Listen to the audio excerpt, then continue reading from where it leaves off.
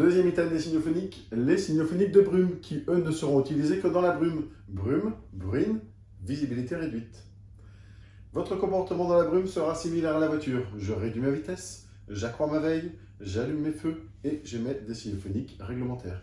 Les navires ne se voyant pas, vous avez des obligations d'émission. Et justement, vous, petits navires, vous avez l'obligation de vous signaler parce que disparaissant complètement de la vue des gros navires, faites-vous entendre pour éviter de vous faire rentrer dedans.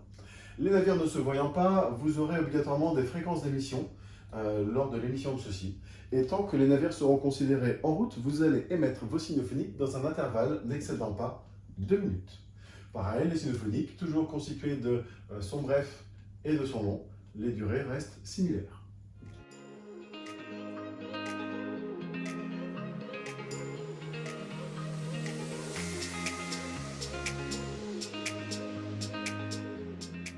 Un son long, je suis en route avec R. Étant en route avec R, vous avez diminué votre vitesse, vous avez augmenté votre vigilance, vous avez allumé vos feux et vous continuez justement à émettre ces signaux phoniques. Un son long en route avec R, vous faites un petit peu comme si vous faisiez l'idée d'un attention, comme tout à l'heure. Et vous en profitez pour écouter ce qui se passe autour de vous dans cet intervalle n'excédant pas 2 minutes. Et au bout de 2 minutes, eh bien, vous avez l'obligation de réémettre vos signaux phoniques. Si vous n'avez pas énormément de matériel électronique comme de GPS, avec des cartes marines qui soient dépliées sous vos yeux, il serait peut-être judicieux de faire point mort et donc de vous immobiliser sur la voie d'eau pour éviter de partir dans un endroit où vous ne savez pas si vous êtes en sécurité ou non. De fait, étant point mort sur la voie d'eau, en train de vous faire emmener soit par le courant, soit par le vent, bien que dans la brume, le vent, ça ne soit pas le truc le plus fort, eh bien vous serez considéré en route, mais sans air. Donc justement, vous serez en train de vous laisser porter par ces différents éléments. Donc un long air, 2 longs sans air. Les 5 privilégiés, tous les 5 ont le même signal phonique dans la brume, un long, 2 brefs. Les 5 privilégiés, on va les rappeler: non maître de sa manœuvre, capacité de manœuvre restreinte, handicapé par sentier rando, navire de pêche et les voiliers. Tous les 5, dans la brume, le même signal, un long, 2 brefs. Dessous, 2 signaux, 2 bateaux, c'est notre couple. Notre couple qui sera remorqueur et remorqué.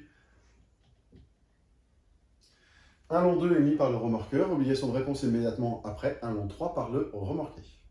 Qui va aller chercher tout ça perdu dans la brume? Le bateau pilote. 1, 2, 3, 4.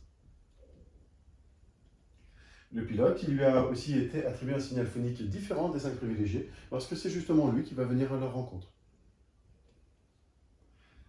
2 autres façons d'être sur la voie d'eau sans être en route: quand vous serez mouillé ou échoué. À ce moment-là, étant incapable de partir, eh bien vous allez, numéro 1, augmenter la fréquence d'émission.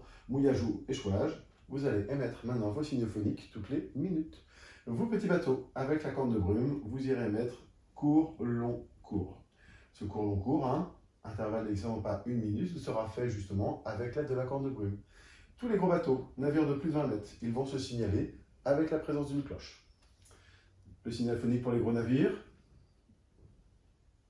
une volée de cloche d'au moins 5 secondes, toutes les minutes. Je vous laisse les réviser et on reviendra plus tard. Merci.